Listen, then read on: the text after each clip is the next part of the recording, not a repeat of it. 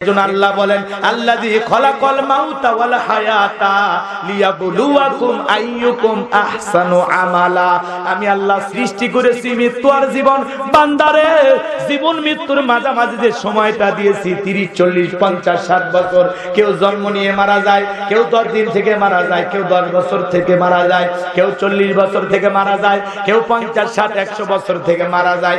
সবাইকে মরতে হবে, মৃত্যুর স্বাদ সবাইকে গ্রহণ করতেই হবে। কথা বলেন ঠিক কি না? এ মুসলমান, বিশ্ব নবী পর্যন্ত মৃত্যুর যন্ত্রণা গ্রহণ করেছেন। কথা বলেন ঠিক কি না?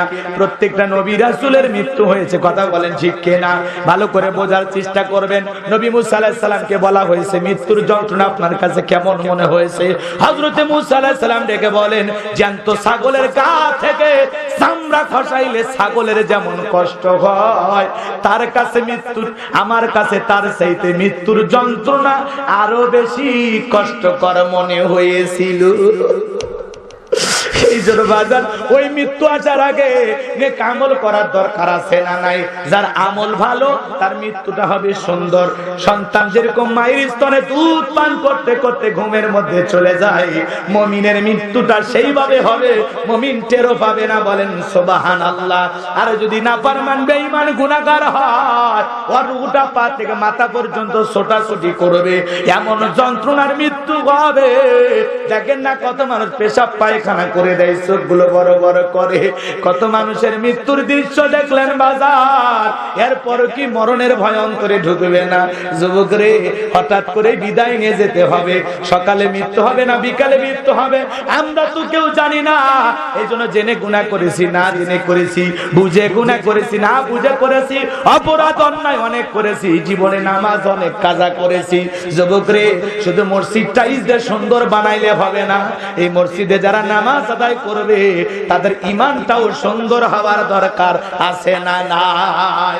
যুবক রে, 5 দিন 7 দিনের ভ্রমণের জন্য যদি তুমি কক্সবাজার যাও, তুমি একটা ব্যাগ রেডি করো। ওই ব্যাগে গামছা থাকে, লুঙ্গি থাকে, চার্জার থাকে, ডায়েরি থাকে, প্রেমিকার নাম্বার থাকে। যুবক রে, অনেক কিছু দিয়ে একটা ব্যাগ রেডি করে তুমি 7 দিনের সফর, মাত্র কয়দিন? 7 দিনের সফরের জন্য তুমি একটা ব্যাগ রেডি করে কক্সবাজারে চলে গেলা। কিন্তু যুবক রে, তোমার আমার মৃত্যু হয়ে গেলে যেই জীবনের শুরু আছে শেষ নাই, ওই পরকালের জিন্দেগি যাওয়ার আগে, ওই কবরে যাওয়ার আগে তুমি একটু আমল নামার ব্যাগটা হিসাব করে দেখো তো। মনে করো তোমার আমল নামার একটা ব্যাগ আছে, ওই ব্যাগের ভিতরে তাকায় দেখো তো নামাজ আছে কিনা, রোজা আছে কিনা, হজ আছে কিনা, যাকাত আছে কিনা, দান খয়রাত আছে কিনা, পিতা মাতার খেদমত আছে কিনা, পাড়া প্রতিবেশীর হক আদায় করেছো কিনা, আত্মীয় স্বজনের হক আদায় করেছো কিনা, কোরআন করেছো কিনা, স্ত্রীকে পর্দা করিয়েছো কিনা, ছেলে মেয়েকে দিন শিক্ষা দিয়েছো কিনা। তোমার আমল নামার ব্যাগটাতে তালাশ করে দেখো তো কয়টা নেক আমল নিয়ে আখিরাতে রওনা করেছো। একটু হিসাব নিকাশ করার দরকার আছে না নাই? যুবক রে, মরতে হবে তুমি, আমি মারা যাব।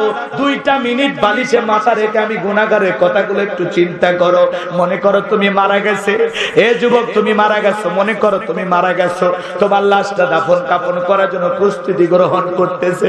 যুবক রে, তোমার দেহটা উলঙ্গ করে মানুষ সাবান দিয়া, গরম পানি দিয়া, বরই পাতার পানি দিয়া গোসল করা দিছে, চকলেটের মতো মোড়াইয়া, দেহটা মোড়াইয়া মসজিদের খাটিয়াতে তুলে তোমাকে আমাকে নিয়ে যাচ্ছে। এ যুবক, মরণের আগে একটু চিন্তা করো, কবরে রাখলে তোমার আমার কি অবস্থা হবে।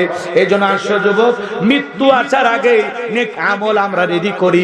আল্লাহর কাছে আমরা যাব, কি নিয়ে যাচ্ছি? আখিরাতের মাল সামান রেডি করার দরকার আছে না নাই? একদিন তোমারই নাম মসজিদে হবে এলান। কথা কয় না? এলান হবে না? হবে না? তাহলে কবরে যাওয়ার আগে নেক আমল করার দরকার আছে না? যুবক রে, তোদের পায়ে হাত দিয়ে অনুরোধ করে বলে যায়, 5 ওয়াক্ত নামাজ ছেড়ো না। কোন কোন যুবক ওয়াদা দিতে পারবা, হুজুর আজ থেকে বেশি করে নেক আমল করব, 5 ওয়াক্ত সালাত আদায় করব। 2টা হাত তুলে আসমান জমিনের মালিক আমার আল্লাহকে একবার দেখাও। আল্লাহ গো, আমাদের সবাইকে 5 ওয়াক্ত নামাজ মসজিদে গিয়ে জামাতের সহিত আদায় করা তৌফিক দান করুন। জোরে বলেন আমিন। মৃত্যু আসার আগে একটু সোজা হয়ে নেক আমল করে সিরাতাল মুস্তাকিমের পথে চলার দরকার আছে না না? আল্লাহ আমাদের সবাইকে নেক আমল করা তৌফিক দান করুন। জোরে বলেন আমিন। আরো জোরে বলেন আমিন। মৃত্যুর ভয়, কবরের ভয় জাহান্নামের আগুনের কঠিন ভয়ঙ্কর ভয় আল্লাহ আমাদের অন্তরের ভিতরে তৈরি করে দিন, যাতে আমরা এগুলো থেকে বেঁচে থাকার জন্য অনেক আমল করতে পারি, বেশি বেশি করে তাসবিহ পড়তে পারি, জিকির করতে পারি, বেশি বেশি করে কোরআনের কথা শুনে আমল করতে পারি। আমরা যেন কোরআনের সাথে, মসজিদের সাথে, মাদ্রাসার সাথে, হকের উলামা ইকরামদের সাথে, আল্লাহ ওয়ালাদের সাথে মুহাব্বত রেখে নেক আমল করে আখিরাতের পথে রওনা দিতে পারি। আল্লাহ আমাদের সবাইকে কবুল করুন। আমি এখনই দোয়ার দিকে চলে যাই, নাকি বলেন? আর যে ব্যক্তির আমল খারাপ, আও হুফরাতুম মিন হুফারিন নার, তার কবরটা হবে জাহান্নামের আগুনের গর্ত।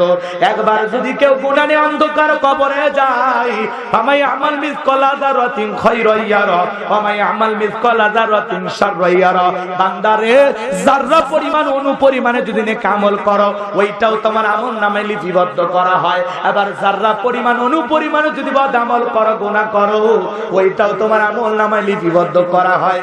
আর একবার যদি কেউ গুনাহ নিয়ে অন্ধকার কবরে যায়, ওই কবরের ডানের মাটি বামে চলে যাবে, বামের মাটি ডানে চলে যাবে, এমন জোরে চাপ দেবে বাজার, এক পাথরের অন্য পাথরে ঢুকে যাবে। কবরে থাকা বিষাক্ত সাপ একবার যদি সবল মারে, পা থেকে মাথা পর্যন্ত বিষের যন্ত্রণায় ছটফট করবে। আর কবর যদি কারো একবার জাহান্নামের গর্ত হয়ে যায়, আমার নবীজি এক জায়গায় বসা, জিবরাইল এসে বলে, নবী গো, এই মুহূর্তে একটা আওয়াজ হলো, আপনি কি শুনতে পেয়েছেন? আমার নবী বলে, হ্যাঁ শুনতে পেয়েছি। জিবরাইল ডেকে বলে, নবী গো, আজ থেকে ৭০ বছর আগে আল্লাহ পাক জাহান্নামের গর্তের মুখে একটা পাথর ছেড়ে দিয়েছে। ৭০ বছর পর এই মাত্র জাহান্নামের তলদেশে গিয়ে পাথরটা পৌঁছাইলো।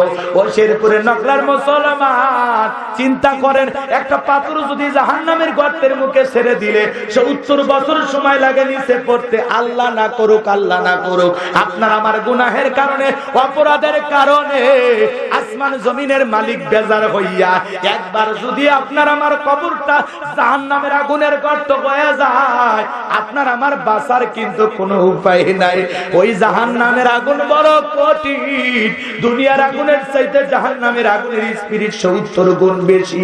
বাজান গো আমার, ওই জাহান্নামের আগুন যন্ত্রণা সহ্য করার মতো শক্তি আপনার আমার নাই।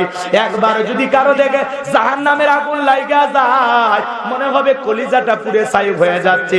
সবচাইতে নিম্ন শাস্তি হলো জাহান্নামের এক জোড়া জুতা পায়ে দিয়ে থাকবে, আর মাথার মগজ টকবক করে গলে গলে পড়বে। ওই জাহান্নাম বলো কঠিন জায়গা। আমার আল্লাহ বলেন, ইন্নাহা সাআত মুস্তাকাররান ওয়া মুকামা। সূরা ফুরকানের ভিতরে আল্লাহ পাক জানায় দিলেন, নিশ্চয়ই, ভালো করে বোঝেন, নিশ্চয়ই আবাসস্থল হিসাবে, বসতির জায়গা হিসাবে ওই জাহান্নাম হলো কত না নিকৃষ্ট, কত না নিকৃষ্টতম একটা স্থান। জাহান্নাম সুখের জায়গা না, ওটা হলো যন্ত্রণার কারখানা। ইন্না জাহান্নামা কানাত মিরসাদা লিত্তাগিনা মাআবা লাবিসিনা ফিহা আহকাবা লা ইয়াযুকুনা ফিহা বারদাও ওয়ালা শারাবা ইল্লা হামিমান ওয়া গাসসাকা। জোরে বলেন নাউযুবিল্লাহ। সূরা নাবার ভিতরে আল্লাহ পাক জানায় দিলেন, ইন্না জাহান্নামা কানাত মিরসাদা, নিশ্চয়ই জাহান্নাম উৎপেত রয়েছে আল্লাহর বাদ্য নাফরমান গুনাহগার বান্দাদের ধরার জন্য। ফুলসিরাতের কিনারায় জাহান্নাম উৎপেত রয়েছে। এটা হলো অপরাধীদের থাকার আবাসস্থল। এখানে যারা প্রবেশ করবে, যুগের পর যুগ জাহান্নামের ভিতরে বসবাস করতে হবে। একটা মানুষ কত কোটি বছর জাহান্নামে থাকবে, এর সঠিক ইলম আর জ্ঞান আছে কার কাছে? ওই জাহান্নাম বড় কঠিন জায়গা। মানুষদেরকে উল্টো পুরো করে রাখা হবে, মাথা থাকবে নিচে, পা গুলো উপরের দিকে। ওই জাহান্নামের আগুনে যারা জ্বলবে বাজার, জাহান্নামের আগুনে জ্বলতে জ্বলতে পুড়তে আমার ভাইয়েরা, ওই জাহান্নামীরা যখন ক্ষুধার্ত হয়ে বলবে, আল্লাহ খাবার দাও, খাবার দাও, আল্লাহ ফেরেশতাদেরকে বলবে, জাহান্নামের তলদেশে এক ধরনের ফলের চাষ করা হবে, যেই ফলের নাম হলো জাক্কুম। ওটা খাদ্য হিসেবে জাহান্নামীদের হাতে হাতে পরিবেশন করা হবে। ওই কাঁটাযুক্ত ফলটা পাওয়া মাত্রই জাহান্নামী যখন ফল মনে করে গলার ভিতরে দেবে, গলার মাঝামাঝি ফলটা আটকে যাবে। যত গলা গলা নাড়াচাড়া করবে, কাঁটাগুলো ফুটবে আর ফুটবে আর যন্ত্রণায় ছটফট করবে। জাহান্নামীরা তখন কেঁদে কেঁদে বলবে, আল্লাহ এ কেমন ফল খাওয়াইতে দিলা, ভিতরেও যায় না বাহিরেও আসে না। আমার আল্লাহ জাহান্নামী বান্দাকে এই ফল খাইতে দিয়েছে ক্ষুধা মিটানোর জন্য না, জাহান্নামী বান্দার শাস্তিকে আরো বেশি বাড়ানোর জন্য। কথা বলেন ঠিক কিনা?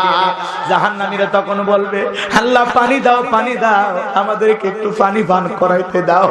আমার আল্লাহ বলেন, লা ইয়াযুকুনা ফিহা বারদান ওয়ালা শারাবা, তাদেরকে মিনারেল ওয়াটার দেওয়া হবে না, এমন কোন ঠান্ডা পানি দেওয়া হবে না যে পানিটা পান করে জাহান্নামী তার বুকের জ্বালা তৃষ্ণাকে নিবারণ করতে পারে। কেমন পানি দেবেন? ইল্লা হামিমা ওয়া গাসসাকা। দেহের ভিতরে বড় বড় কি হয়? ফোড়া হয়, ফাটায় দিলে ভিতর থেকে কি বের হয়? জোরে বলেন।